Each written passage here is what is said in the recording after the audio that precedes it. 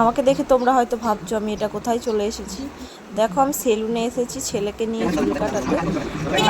আমি আসি আমার ছেলেকে নিয়ে, ওর বাবা সকাল সকাল কাজে চলে গেছে, তো সেই জন্য আমাকেই আসতে হলো। তো এখানে ছেলেকে বসিয়েও দিয়েছি, 2-3 জন ছিল, তারপরে বসলো।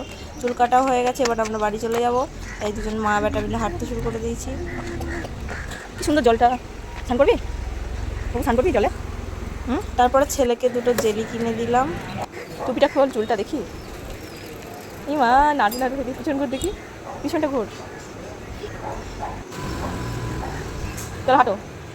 এবারে আমার ছেলে আর আমি বাড়ি চলে যাব। ও তার আগে, বাড়ি যাওয়ার আগে মায়ের কাছে একটু যাব।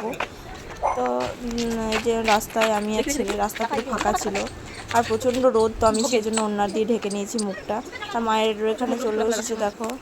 তো এই যে এখানে কাজ টাজ করছিল সবাই, সেটাই দেখলাম। প্রচণ্ড রোদ বাড়িতে। তারপরে আবার বাড়ি চলে আসলাম। ভিডিওটি কেমন লাগলো